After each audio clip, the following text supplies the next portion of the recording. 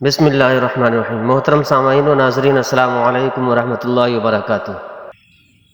محترم ناظرین، عاصم بن زمرہ بیان کرتے ہیں کہ ایک جوان لڑکا مدینہ میں کھڑا رو رہا تھا اور فریاد کر رہا تھا کہ اے خدا، تو ہی انصاف کرنے والا ہے، میرے اور میری ماں کے درمیان انصاف فرما۔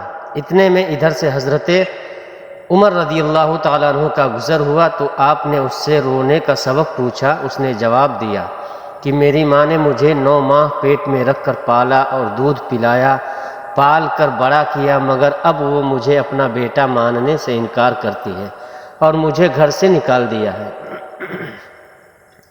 حضرت عمر رضی اللہ تعالیٰ عنہ نے اس کی ماں کو بلوایا۔ لڑکے کی ماں اپنے 4 بھائیوں اور قبیلوں کے لوگوں کے ساتھ حاضر خدمت ہوئی۔ خلیفہ وقت نے اس سے پوچھا کہ اس لڑکے کے بارے میں کیا کہتی ہے تو؟ عورت نے کہا، یہ لڑکا صاف جھوٹ بولتا ہے، میں نہیں جانتی کہ یہ کون ہے اور کس قبیلے سے ہے اور کیسے مجھے ماں سمجھتا ہے، جبکہ میں ابھی تک غیر شادی شدہ ہوں۔ آپ نے اس کی گواہی پوچھی تو اس کے 4 بھائیوں اور 40 قبیلہ والوں نے اس کی گواہی دی، اور یہ لڑکا بلا وجہ اس عورت کو ذلیل کرنا چاہتا ہے۔ لڑکے سے جب ثبوت مانگا تو اس نے کہا کہ میرے پاس اس کے علاوہ کوئی ثبوت نہیں کہ میں اس کا لڑکا ہوں، اور یہ میری ماں ہے، میں اس کے پیٹ سے پیدا ہوا ہوں، اس کے زیر سایہ پرورش پائی ہے۔ چونکہ عورت کی طرف سے 40 گواہ پیش ہوئے تھے،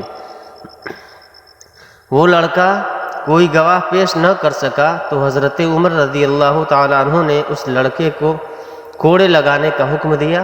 جب اس لڑکے کو کوڑے لگانے کے لیے لے جا رہے تھے تو اچانک اس لڑکے کی نظر حضرت علی رضی اللہ تعالیٰ عنہ پر پڑی، جو اس جگہ سے تشریف لے جا رہے تھے۔ اس لڑکے نے زور زور سے آواز لگائی کہ اے رسول اللہ صلی اللہ علیہ وسلم کے بھائی، میں بہت مظلوم ہوں، میری فریاد رسی کیجیے اور مدد کریں۔ حضرت علی رضی اللہ تعالیٰ عنہ نے فرمایا کہ اسے حضرت عمر رضی اللہ تعالیٰ عنہ کے پاس واپس لے چلو۔ جب وہ لڑکا حضرت عمر رضی اللہ تعالیٰ عنہ کے پاس واپس آیا تو انہوں نے پوچھا، اسے واپس کیوں لائے؟ لوگوں نے کہا کہ حضرت علی رضی اللہ تعالیٰ عنہ کے حکم سے واپس لائے ہیں۔ اسی وقت حضرت علی رضی اللہ تعالیٰ عنہ بھی تشریف لائے اور فرمایا کہ اس لڑکے کی ماں کو میرے سامنے لاؤ۔ جب وہ آئی تو اس سے پہلے کی طرح سوال کیے گئے اور اس نے اپنے گواہ بھی پیش کیے جنہوں نے اس عورت کے بارے میں گواہی دی تھی۔ لڑکے سے پوچھا تو اس نے وہی کہا جو اس نے پہلے ہی کہا تھا۔ اب حضرت علی رضی اللہ تعالیٰ عنہ نے حضرت عمر رضی اللہ تعالیٰ عنہ سے پوچھا کہ کیا مجھے اجازت ہے کہ میں ان دونوں کا فیصلہ کر دوں؟ حضرت عمر رضی اللہ تعالیٰ عنہ نے فرمایا کہ میں کیوں کر روک سکتا ہوں، جبکہ میں نے حضور صلی اللہ علیہ وسلم سے سنا ہے کہ اے لوگو، تم میں سے علی میرا بھائی ہے، سب سے زیادہ علم جاننے والا ہے اور انصاف کرنے والا ہے۔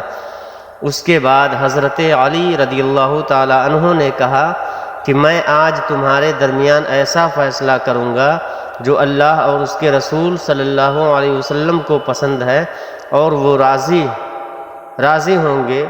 پھر آپ نے اس عورت سے کہا کہ کیا تیرا کوئی ولی ہے؟ اس پر چاروں بھائی آگے بڑھے۔ آپ نے فرمایا، کیا تم میرے فیصلے پر راضی ہو جو میں تمہاری بہن کے لیے کروں گا؟ کہنے لگے کہ ہم راضی ہیں۔